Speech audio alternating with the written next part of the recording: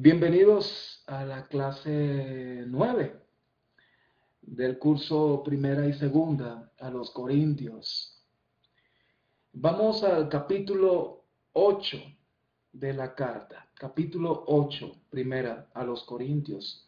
Dice en el verso 1, en cuanto a lo sacrificado a los ídolos, sabemos que todos tenemos conocimiento. En la clase pasada, eh, comentamos de que la congregación de Corintios, o algunos miembros de la iglesia de Corintios, les hizo preguntas al apóstol Pablo, dudas acerca de aspectos de la vida cristiana. En la clase pasada vimos las respuestas del apóstol en cuanto al matrimonio, en cuanto a relación, ¿verdad?, matrimonial, en su contexto. Y ahora el apóstol Pablo continúa dando respuesta a las inquietudes de esa carta en cuanto a lo sacrificado a los ídolos. Ese en cuanto es la continuación. Ahora viene otro aspecto, otra respuesta pues a otras inquietudes, respuestas a otras inquietudes. En cuanto a lo sacrificado a los ídolos, bueno, el contexto de Corintios es tan distinto a nuestro contexto hoy en día. Es, es extraño, o no es algo normal o que se ve fácilmente grupos religiosos que hagan sacrificios de animales. ¿Es verdad? En nuestro contexto occidental. No se ve, pues, no se ve lo que se veía, pues, el paganismo que se veía en los días del apóstol Pablo en la ciudad de Corintios y en otras ciudades.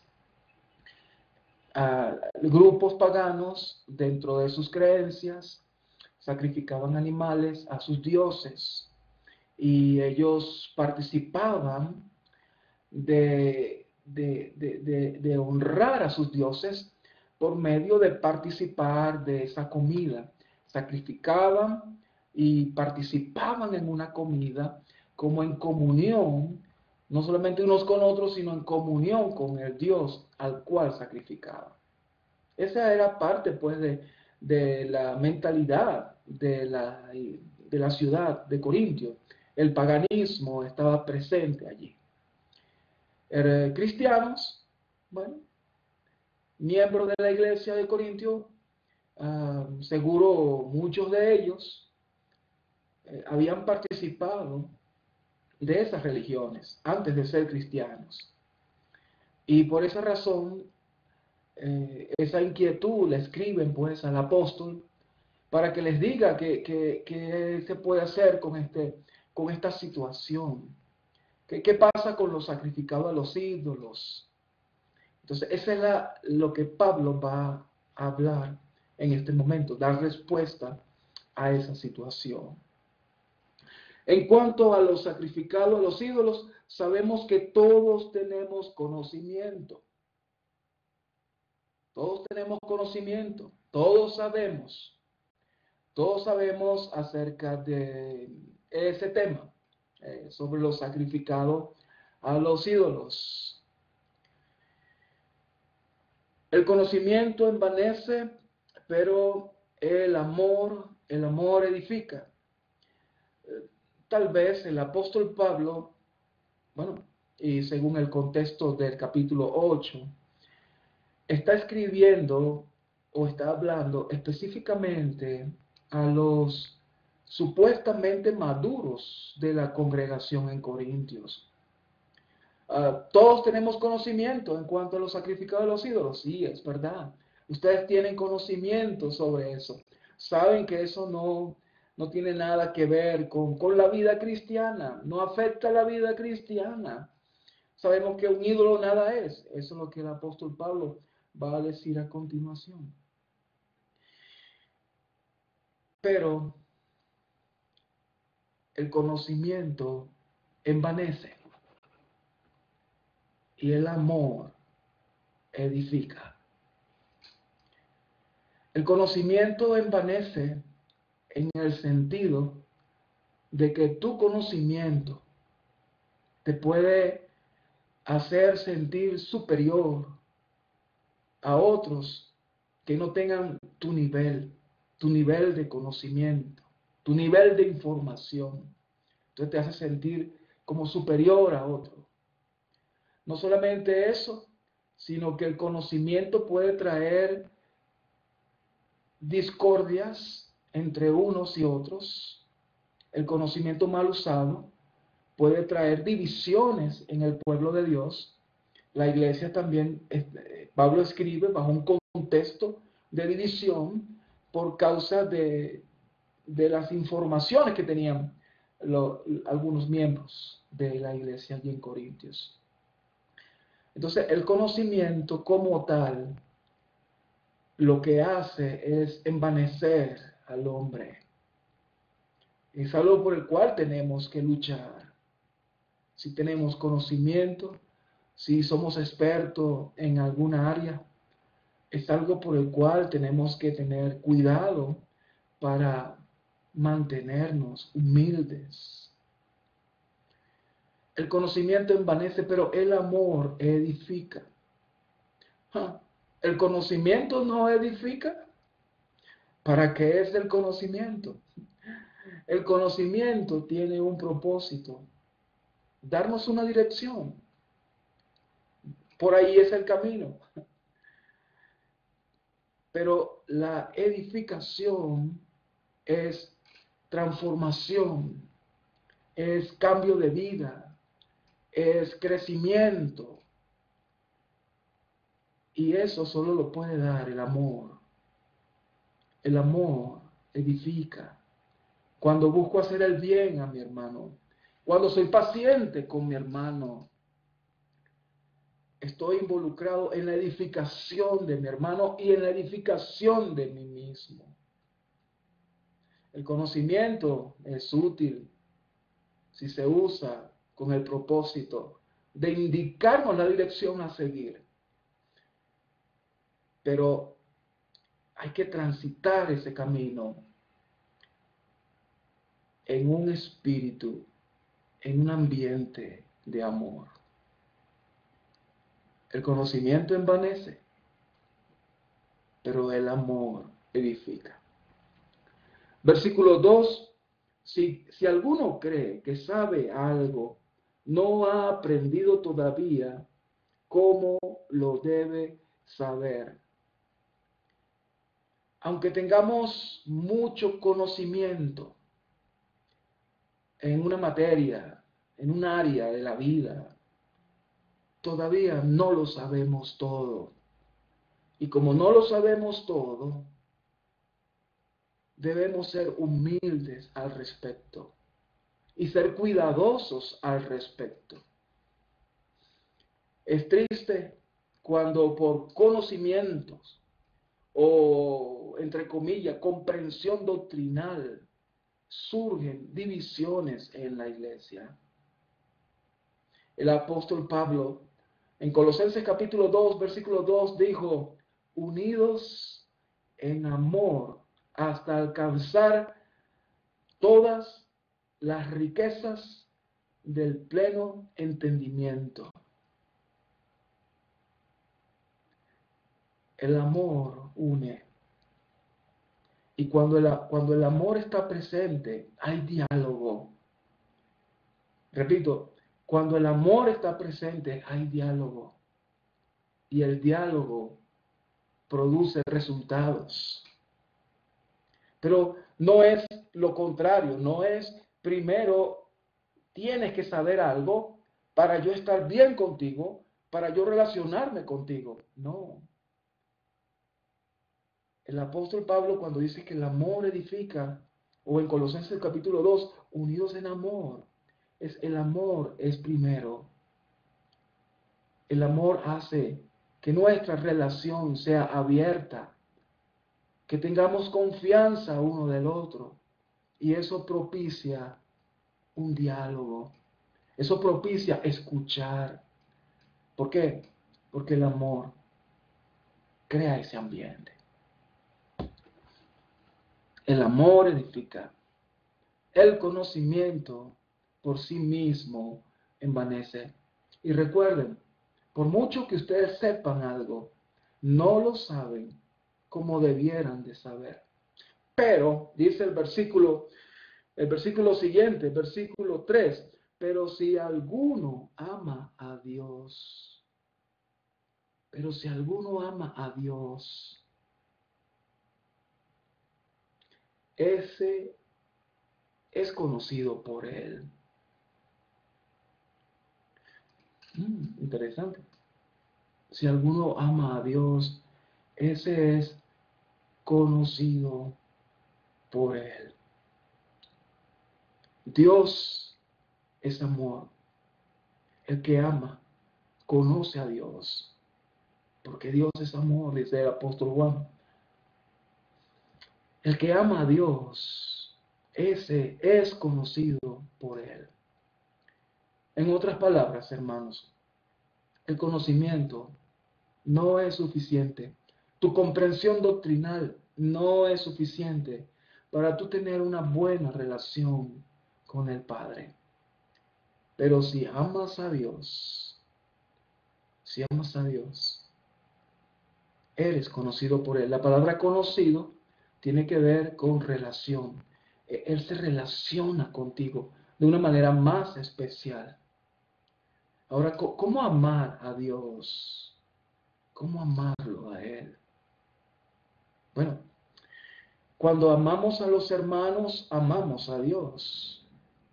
Y cuando conocemos sus mandamientos y los ponemos por obra, estamos expresando amor a Dios. Entramos entonces en que la iglesia está compuesta por miembros con diferentes niveles de amor hacia Dios. Porque no todos guardan los mandamientos con la misma intensidad, no todos guardan todos los mandamientos, algunos dejan algunos están luchando con unos mandamientos, ¿verdad? En su propia vida. Entonces, no todos amamos a Dios al mismo nivel. Pero cuando buscamos amarle, Él se relaciona de una manera especial con nosotros. Aún los más pequeñitos, y es como lo que vamos a ver ahora, los débiles en la fe, aún los más pequeños, aún los débiles en la fe, cuando buscan amar a Dios, aún en su conocimiento deficiente, Dios se relaciona con ellos. Y Dios tiene una relación tan especial con ellos y una consideración tan especial con ellos que a los que aman más a Dios, supuestamente los maduros, Dios le pide que no sean tropiezo con sus pequeños. Vamos a ver. El versículo 4. Por tanto, en cuanto a comer de lo sacrificado a los ídolos, sabemos que un ídolo no es nada en el mundo y que no hay sino un solo Dios. Recuerden, este capítulo está escrito para aquellos supuestamente maduros de la congregación en Corinto. Pablo está hablándole a ellos, a los maduros en la fe. Y para los maduros en la fe, bueno, un ídolo nada es. Sabemos, un ídolo nada es en este mundo. Nada es para los maduros en la fe. Sabemos eso. No pueden hacer nada.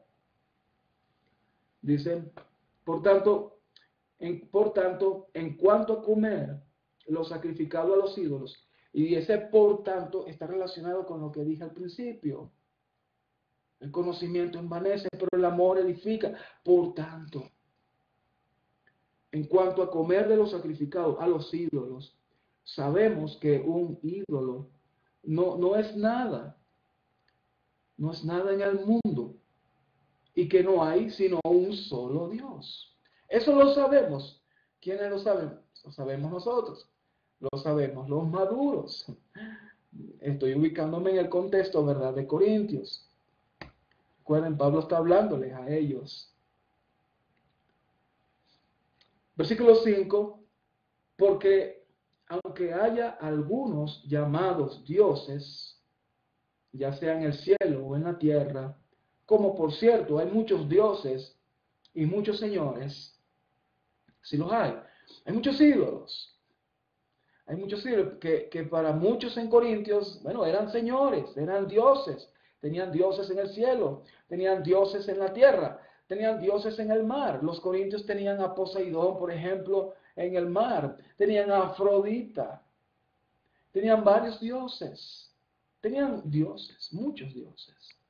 Tanto en el cielo, la tierra, el mar.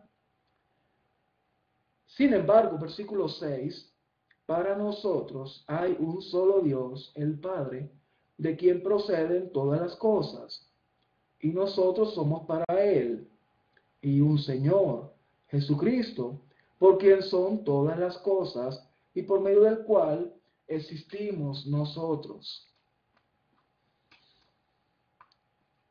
Bueno, no voy a hablar sobre el tema de la Trinidad, o mejor dicho, el tema de la deidad. Lo que el apóstol Pablo está resaltando es que a pesar de que muchos creen que hay dioses, muchos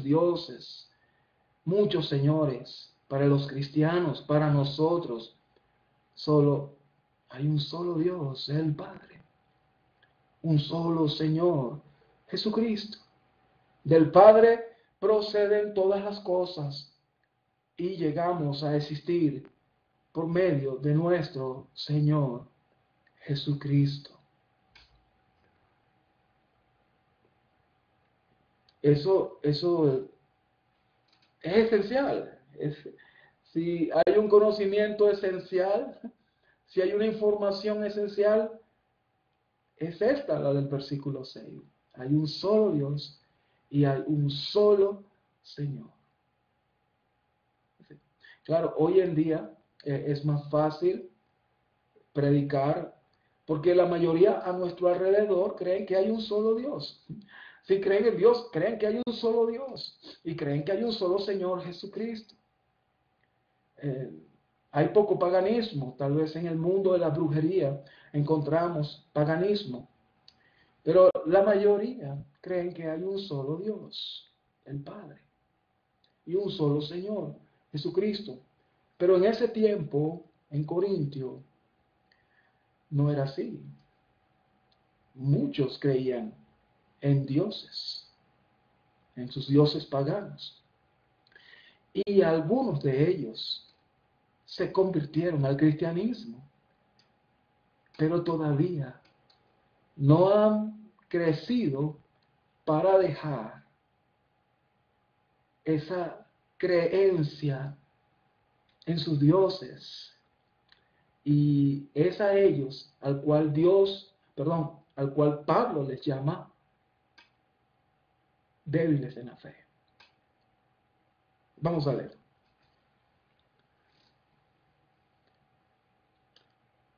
Voy a leer otra vez verso 6.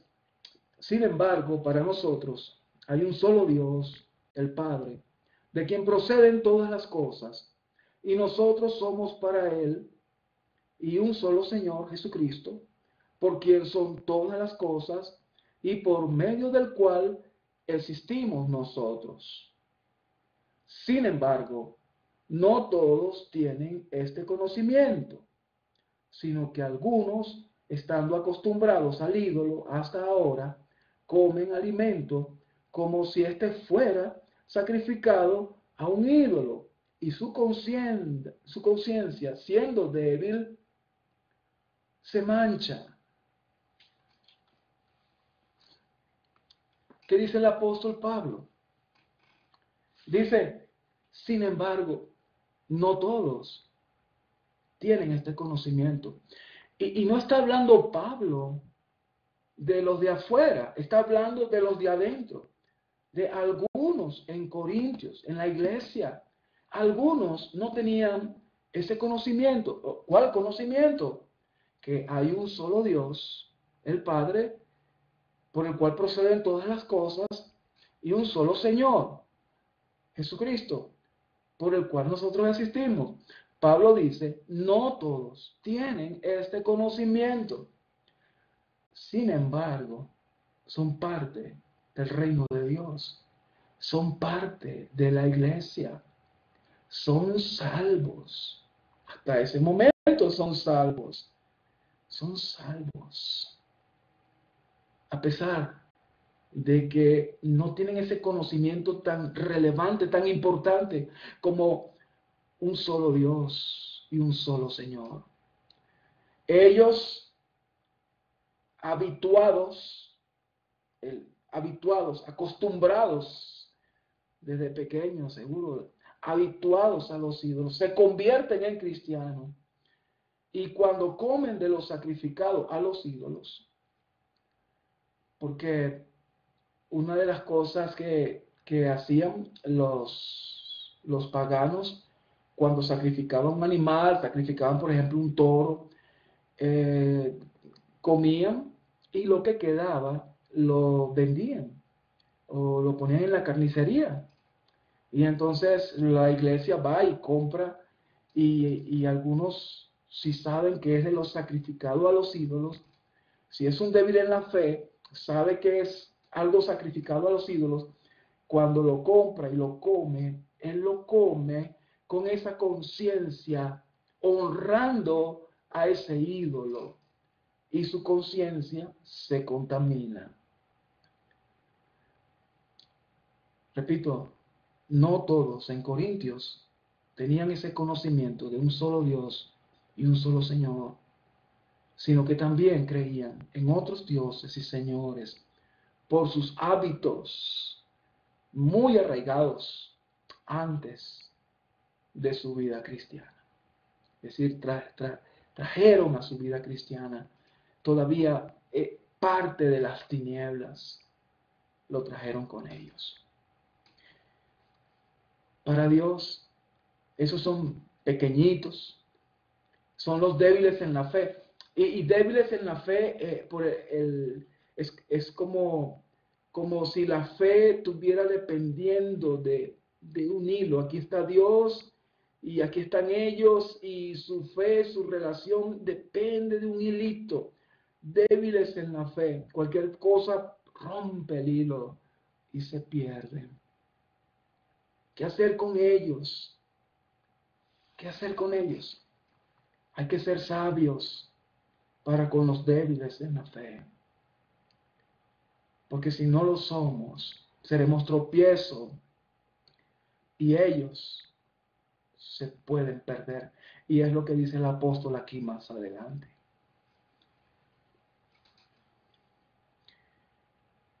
Versículo 8.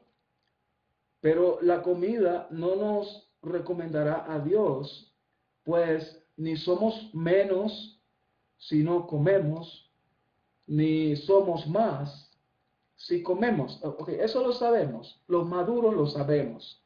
La comida, nada es. El reino de Dios no consiste en comida ni en bebida. No consiste en eso.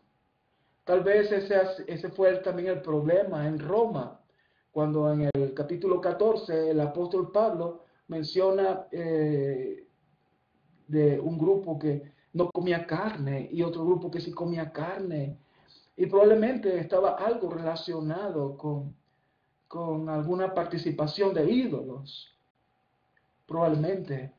Pero lo cierto es que el conocimiento esencial es que la comida nada es para la vida espiritual, en el sentido de que no te va a afectar tu fe. Es decir, el reino de Dios no consiste ni en comida ni en bebida, sino en gozo, paz y esperanza, ¿no? Dice el apóstol. Por eso dice, pero la comida no nos recomendará a Dios.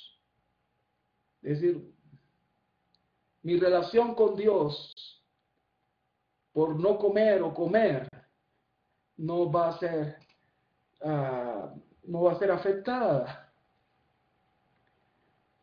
Ni somos menos si no comemos, ni somos más si comemos. ¿Verdad? Así que, más tened cuidado. Si yo soy un miembro de la iglesia de los Corintios, y como yo tengo conocimiento, me puedo sentar a la mesa de los ídolos, ahí donde presentan sus carnes sacrificadas a los ídolos. Y yo estoy consciente de que eso no es nada, y lo como sencillamente para alimentar mi vientre, mi estómago. Ya. Tengo conocimiento. Ahora, como tengo conocimiento, eso me hace grande. No hay problema. ¿Viste, Dios, cuán maduro soy? ¿Puedo comer esto? Y yo no tengo problema. No. No. Hay que tener cuidado.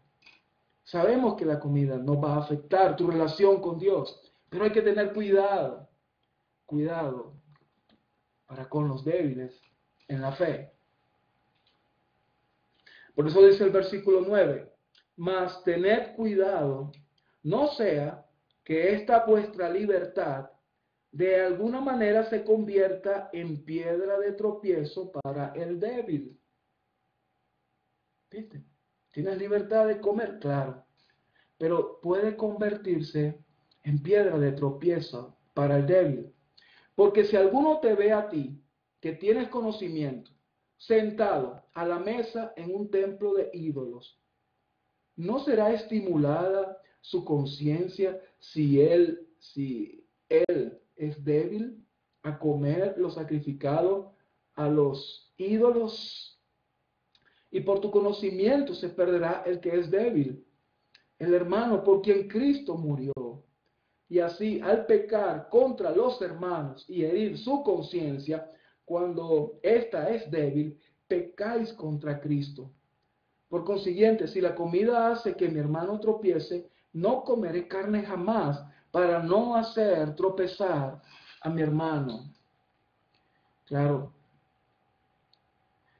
si estás sentado a la mesa comiendo de lo sacrificado a los ídolos, tú tienes conocimiento, no hay problema.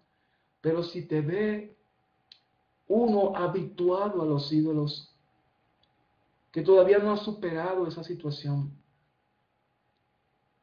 él va a ser motivado a honrar al Dios pagano cuando come, porque ese es su hábito. Y tú eres responsable de eso, porque como dice aquí, dice, versículo 11, dice, y por tu conocimiento se perderá el que es débil. Porque su conciencia se contamina y puede nuevamente volver a la idolatría de lleno. Es decir, si el débil en la fe, estoy hablando como si estuviéramos en los tiempos de Corintios, si el débil en la fe te ve a ti sentado comiendo de los ídolos, se afianza más su creencia, se afianza más su hábito de comer con la conciencia, honrando al ídolo, y se contamina su conciencia. Así que el conocimiento es útil, pero hay que saber usarlo. Y a veces el conocimiento, aunque tú sabes de algo, debes abstenerte, ser paciente y esperar el momento para enseñar al hermano débil en la fe. Pablo, al decir que prefiero no comer carne jamás, él está poniendo a los débiles en la fe a la salvación de ellos por encima de sus satisfacciones personales. Eso es la conducta madura, la conducta que honra a Cristo, como lo vamos a ver en el capítulo 10 también. Es la conducta que honra a Cristo. Cuando nosotros no buscamos nuestro propio placer, beneficio o satisfacción, sino el de otros. Y en especial si ese beneficio está relacionado con la salvación del alma. Versículo 11 otra vez. Y por tu conocimiento se perderá el que es débil, el que es débil. La salvación se puede perder. No quiero ser parte, no quiero ser tropiezo de que alguien se pierda. Algunos cristianos no están involucrados en la salvación de otros. Pero cuidado, no se involucren tampoco en la perdición de algunos hermanos siendo tropiezo. Tengamos cuidado. Dice, y así al pecar contra los hermanos, pecamos contra los hermanos cuando somos tropiezo, aunque tengamos razón, aunque tengamos razón, pecamos contra los hermanos, porque somos tropiezo por nuestro conocimiento. Y por tu conocimiento se perderá el que es débil, el hermano por quien Cristo murió. El hermano por quien Cristo murió. Los débiles en la fe eran salvos, a pesar de su condición y de sus creencias. Eran salvos. Pablo les llama hermanos, por quien Cristo murió. Y así, versículo 12, y así al pecar contra los hermanos y herir su conciencia, cuando ésta es débil, pecáis contra Cristo. Por consiguiente, si la comida hace que mi hermano tropiece, no comeré carne jamás, para no hacer tropezar a mi hermano.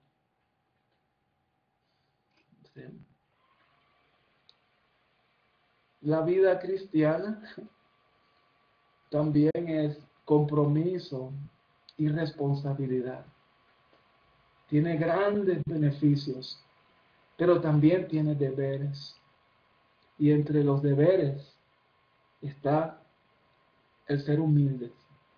Pablo, cuando habla de la humildad en Filipenses, en el capítulo 2, él dice que la humildad es no buscar mi propio bien, sino el de los demás, el del otro.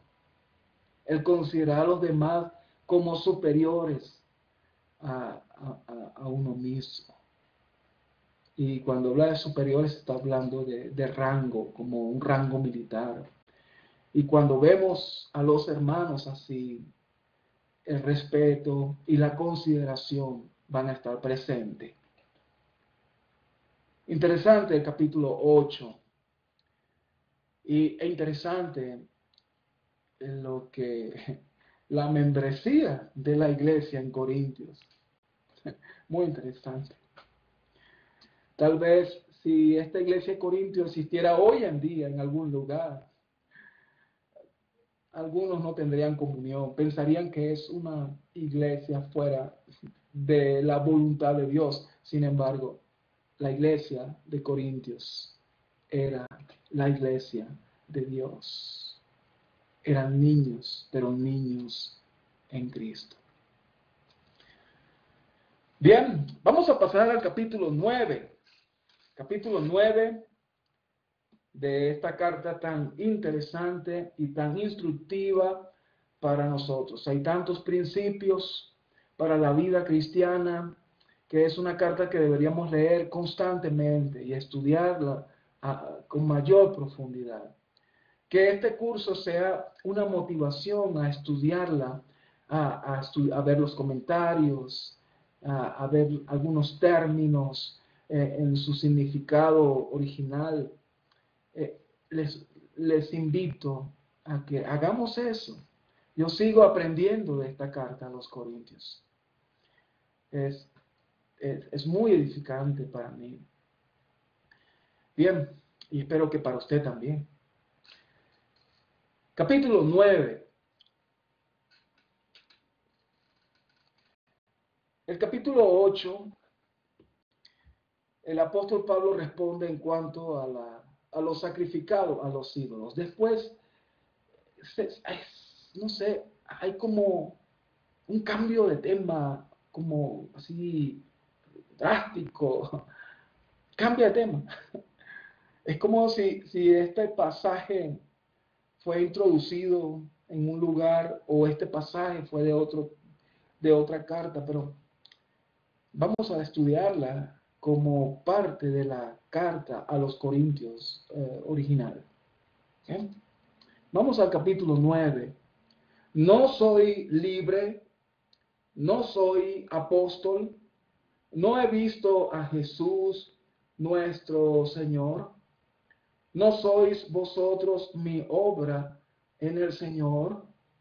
Si para otros no soy apóstol, por lo menos para vosotros sí lo soy, pues vosotros sois el sello de mi apostolado en el Señor. Mi defensa contra los que me examinan o aquellos que me juzgan es esta. Estas palabras del capítulo 9, estas primeras palabras de Pablo, nos dan a entender que algunos miembros de la iglesia en Corintio dudaban del apostolado de Pablo. Probablemente aquellos seguidores de Cefas, probablemente.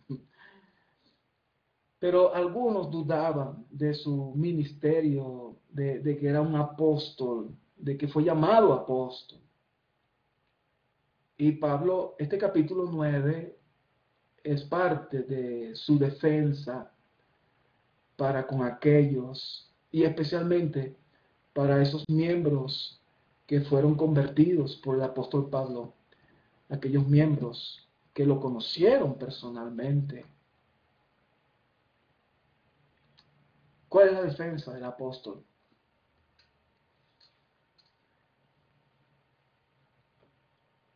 Dice en el versículo 1 dice, no sois vosotros mi obra en el Señor. Evidentemente, lo vimos en la clase 1, el apóstol Pablo fue el que estableció la iglesia en Corintios.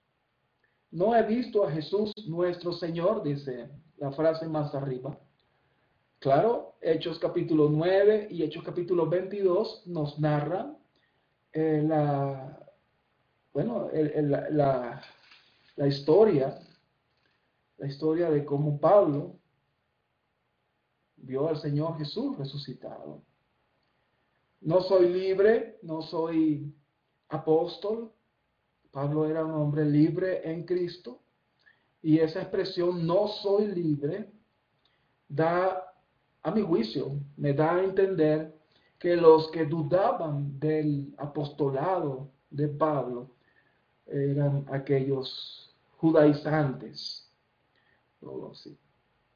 aquellos celosos pues de la ley. Versículo 2, si para otros no soy apóstol, por lo menos para vosotros sí lo soy, pues vosotros sois el sello de mi apostolado en el Señor. ¿Y por qué era el sello? Bueno, porque al principio los apóstoles eran los que establecían las obras en el Señor, las obras, las iglesias. Mi defensa contra los que me examinan es esta. ¿Acaso no tenemos derecho a comer y beber? ¿Acaso no tenemos derecho a llevar con nosotros una esposa creyente, así como los demás apóstoles y los hermanos del Señor y Cefas? ¿O acaso solo Bernabé y yo no tenemos el derecho a no trabajar?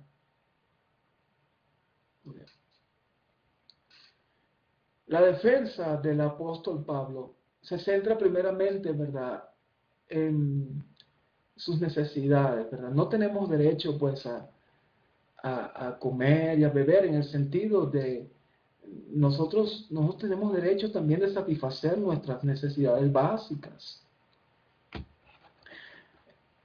Pablo está hablando especialmente de su sostenimiento y está hablando de que su ministerio también es un trabajo. Es un trabajo, el ministerio de la predicación de la palabra de Dios. Por eso es que dice, ¿acaso no tenemos derecho a llevar, perdón, a comer y beber? ¿Acaso no tenemos derecho a llevar con nosotros una esposa creyente, así como los demás apóstoles y los hermanos del Señor y Cefas?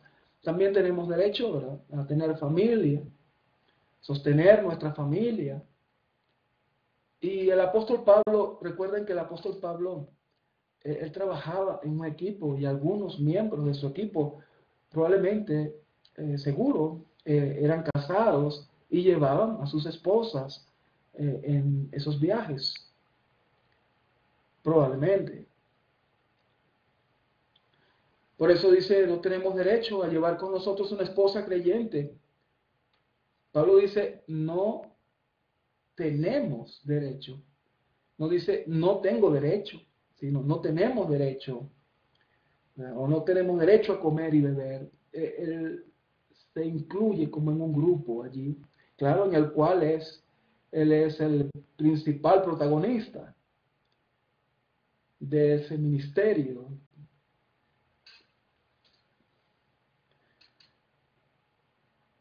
Versículo 7. ¿Quién ha servido alguna vez como soldado a sus propias expensas?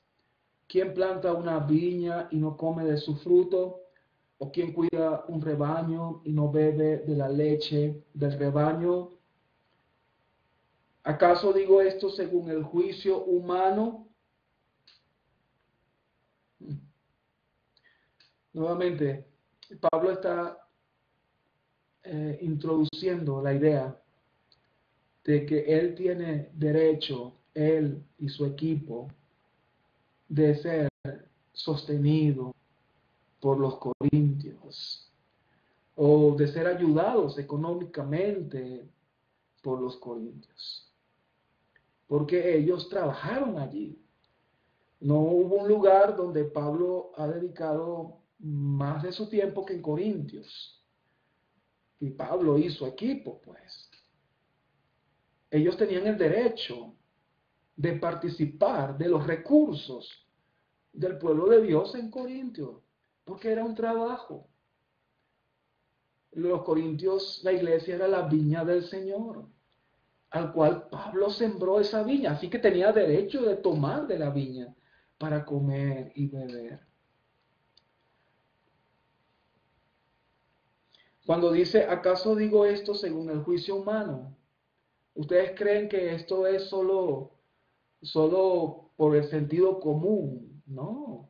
Dice, ¿no dice también la ley esto mismo? Pues en la ley de Moisés está escrito, no pondrás bozal al buey cuando trilla. Ese es un pasaje, una frase que está en Deuteronomio, el capítulo 25, el versículo 4. No pondrás bozal al buey que trilla. Y ustedes saben que cuando se está sembrando, el buey, el buey arrastra, ¿verdad? El buey arrastra pues la hoz que va rompiendo la tierra para sembrar. Y la ley de Moisés dice que el buey tiene derecho de comer de esa semilla mientras se está arando. Puede comerla. Entonces, no pondrá bozal al buey que trilla, porque algunos le ponen bozal para que no coma la semilla. Pero para la ley de Moisés, no debes ponerle el bozal al buey. Y el apóstol Pablo interpreta este pasaje o lo aplica a ellos, a la predicación del Evangelio. Por eso es que dice, ¿acaso le preocupan a Dios los bueyes?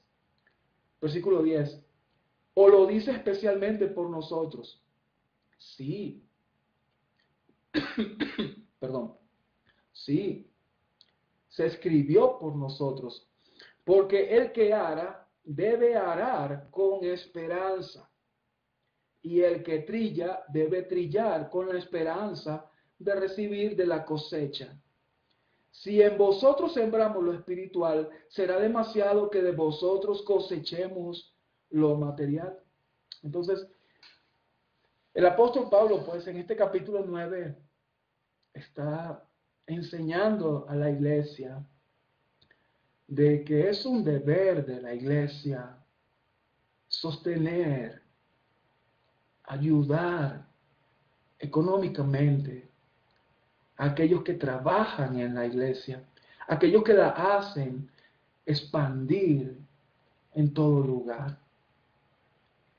Pablo se sentía con derecho de ser ayudado.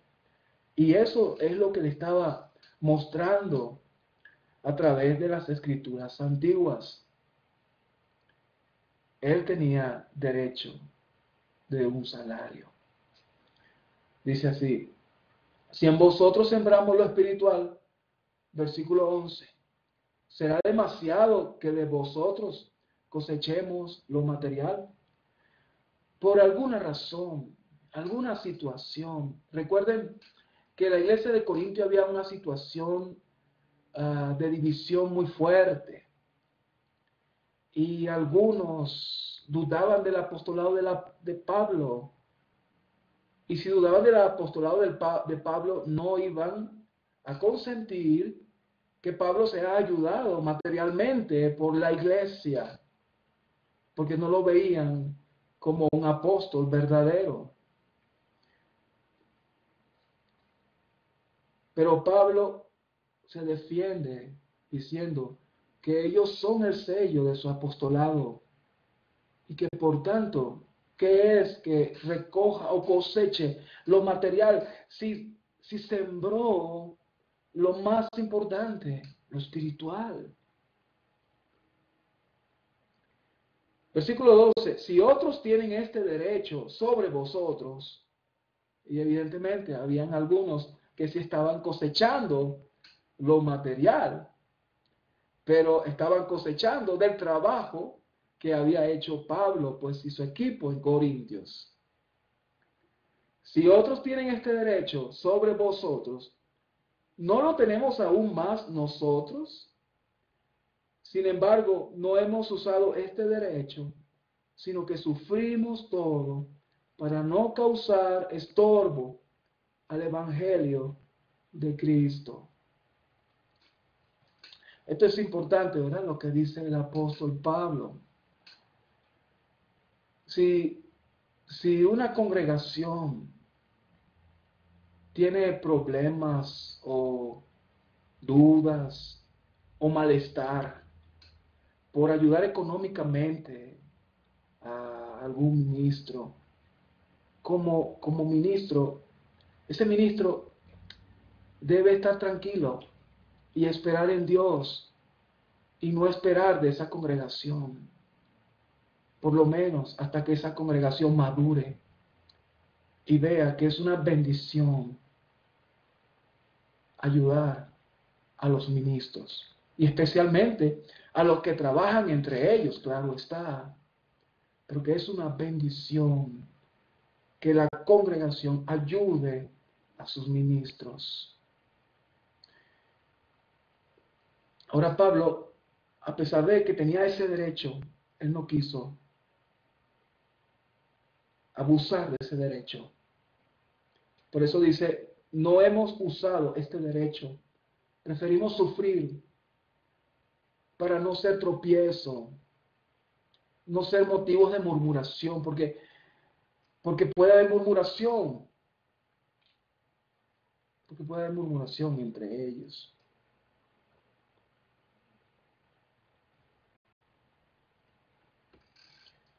El verso 13. ¿No sabéis que los que desempeñan los servicios sagrados comen la comida del templo y los que regularmente sirven al altar, del altar reciben su parte? Así también ordenó el Señor que los que proclaman el Evangelio vivan del Evangelio.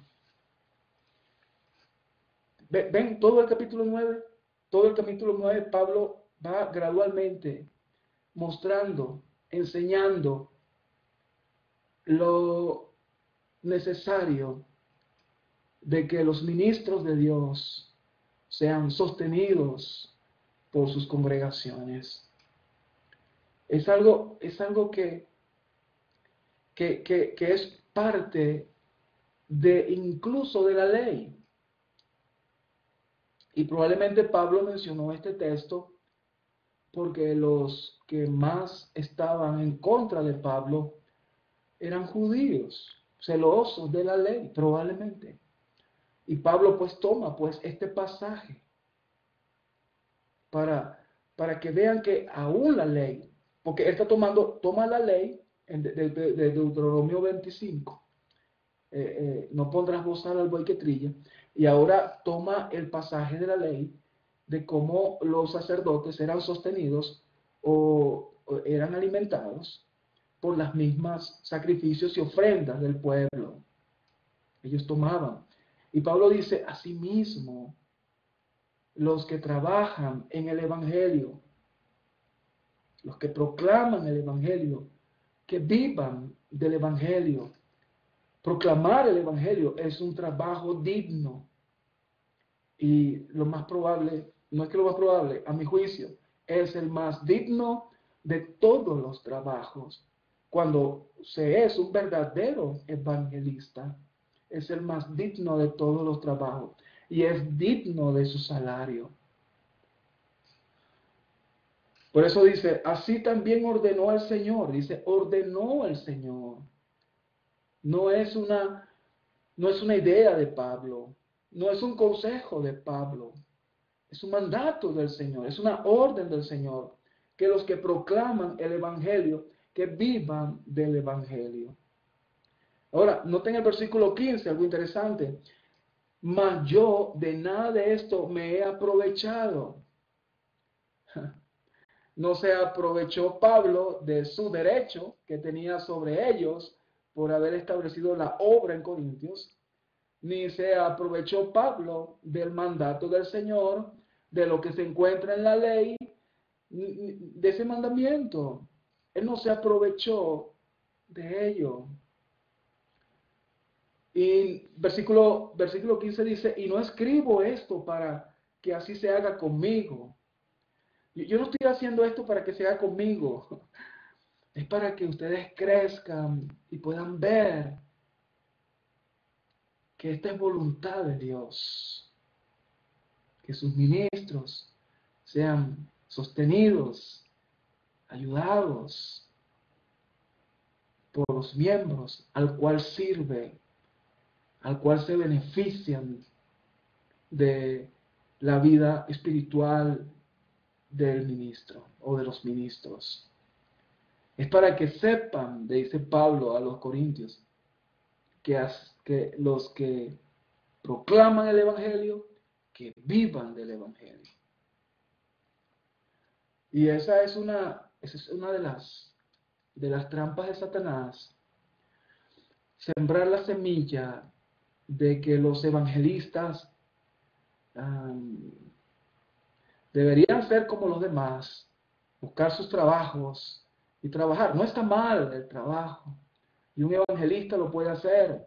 Yo lo he hecho en mi tiempo. Hubo tiempos difíciles y en el cual he trabajado, hasta que también el Señor pues bendice. Pero Satanás pone eso en la mente de algunos miembros para sembrar dudas y vergüenza a veces para el evangelista. Incluso hay evangelistas que les cuesta hablar del dinero ante la congregación, precisamente por causa de no hacerlo sentir incómodo. Pero tenemos este pasaje de las Escrituras con nosotros. Este pasaje honra al evangelista y a su trabajo, y lo honra por encima de cualquier trabajo material, con las palabras de Pablo, cuando dice, si en vosotros sembramos lo espiritual, el verso 11, será demasiado que de vosotros cosechemos lo material. Ahí está honrando el apóstol Pablo a los que proclaman el evangelio por encima de cualquier trabajo secular. Debemos tener en alta estima a aquellos que trabajan por el Señor, pues, en la viña del Señor. Versículo 15 otra vez, mas yo de nada de esto me he aprovechado, y no escribo esto para que así se haga conmigo, porque mejor me fuera morir que permitir que alguno me prive de esta gloria. Ok, está bien. Les cuesta a algunos reconocer mi apostolado, mi ministerio, mi trabajo con ustedes. Está bien. No escribo esto para que se haga así conmigo. No hay problema. Yo prefiero no recibir nada si es algo que les cuesta hacer para conmigo. Les cuesta hacerlo, prefiero no recibirlo, dice el apóstol. Está bien, no hay problema, pues. En otras palabras, lo que Pablo está diciendo acá.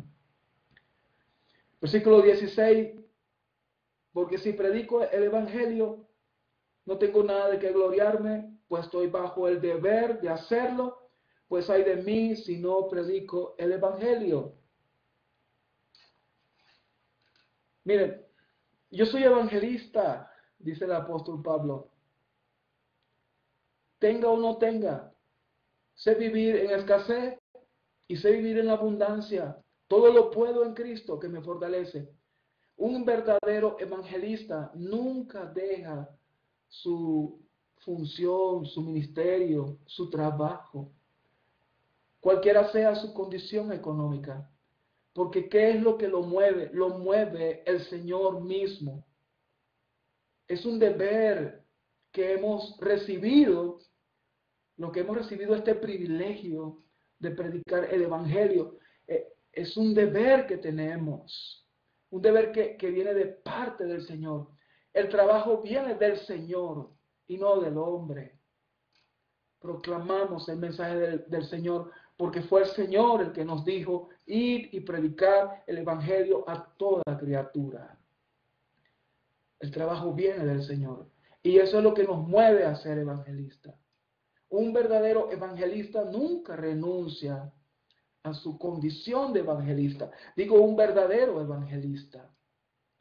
Puede que renuncie a un salario de una congregación, pero no deja de ser evangelista. Él sigue proclamando el evangelio. Tendrá que buscar algún trabajo secular, pero aún en medio del trabajo secular, predicar el evangelio.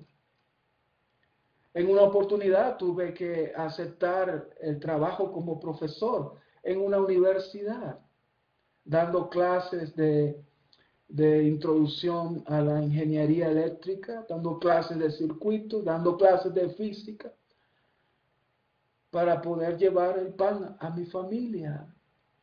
Pero no dejaba de predicar el evangelio donde quiera que estaba. ¿Por qué? Porque soy evangelista. Y algunos alumnos se convirtieron, y algunos profesores se convirtieron. Y hoy siguen fieles, y han crecido, y se han multiplicado. Porque el evangelista nunca deja su función. El verdadero evangelista nunca deja de predicar, cualquiera sea su condición, en la escasez o en la abundancia. Siempre está sirviendo al Señor, proclamando el evangelio.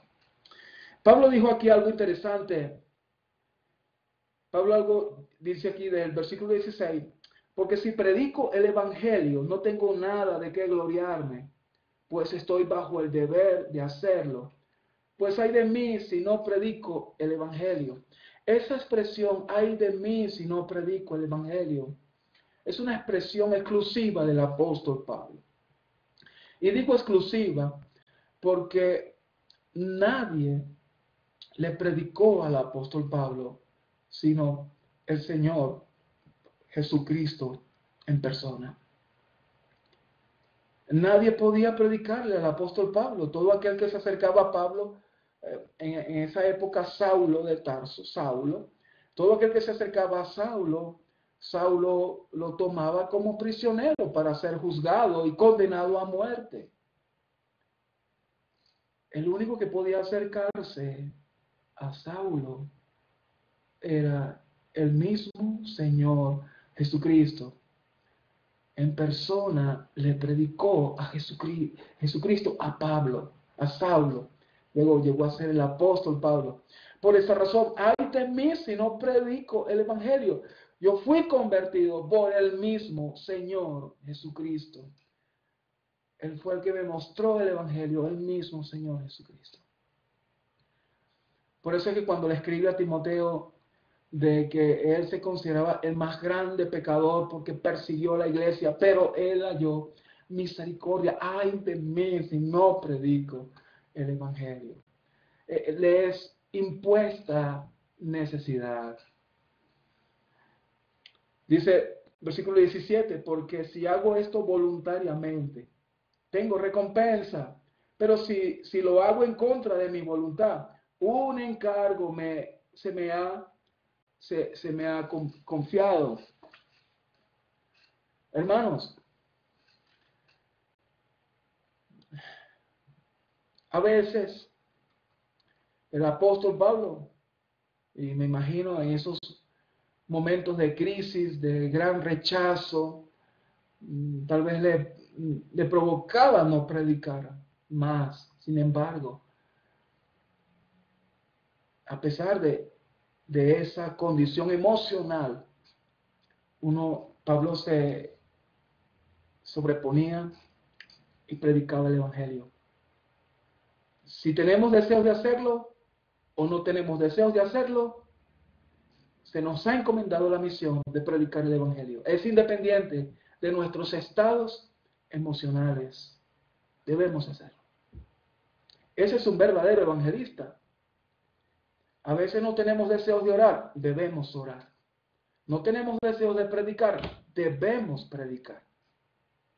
¿Por qué? Porque se nos ha encargado esa misión. Esos son los verdaderos evangelistas. A tiempo y fuera de tiempo, deseas o no deseas, se predica el evangelio. Pablo dice, versículo 18, ¿cuál es entonces mi recompensa? Que al predicar el evangelio pueda ofrecerlo gratuitamente sin hacer pleno uso de mi derecho en el evangelio. Wow, interesante, ¿no? La recompensa para Pablo era predicar el evangelio gratuitamente, aunque tenía el derecho de cosechar lo material al quien le predicaba el evangelio. Por eso que Pablo le escribe a los Gálatas en el capítulo 6, que todo aquel que sea instruido en la palabra, haga partícipe de toda cosa buena al que lo instruye. Ese es un derecho que tenemos los evangelistas, a quien instruimos, a quien es instruido, tiene el deber de ayudar al evangelista en lo material. Pero Pablo dice, mira, mi recompensa es predicarles el evangelio a ustedes gratuitamente. Otros ayudaron a Pablo. ¿Recuerdan? Cuando Pablo llegó a Corintios, él trabajó con Priscila y Aquila haciendo tiendas. Y él de sábado en sábado discutía con los judíos. Luego, claro, llegó Timoteo, ¿verdad? Llegaron con sostenimiento de parte de la iglesia en Filipos y pudo dedicarse más tiempo al evangelio y menos trabajo secular. Pero en todo momento el apóstol Pablo predicó el mensaje del evangelio en Corintio gratuitamente, como lo hemos hecho también algunos. Y es una gran recompensa, es una gran satisfacción poder predicar el evangelio sin estar demandando nuestro derecho de ser sostenido. De alguna manera hay recompensa por eso. El Señor mismo recompensa, pues. Si no lo da la congregación al cual sirves, de alguna manera el Señor te lo da. Pablo llegó a decir: he despojado a otras iglesias por serviros a ustedes, los corintios. Esa era su recompensa. Versículo 19 dice, interesante esta parte que ahora vamos a leer, el versículo 19, porque aunque soy libre de todos me he hecho esclavo para ganar al mayor número posible. Hermanos, este capítulo 9, es muy importante, no solamente para dar una claridad de la función del evangelista, sino también en cuanto al alcance del evangelio y la unidad de la iglesia. Entonces, es un tema que requiere un poquito más de consideración. Vamos a dejar esta clase hasta acá y la segunda parte la continuaremos después. Que el Señor les guarde y les bendiga.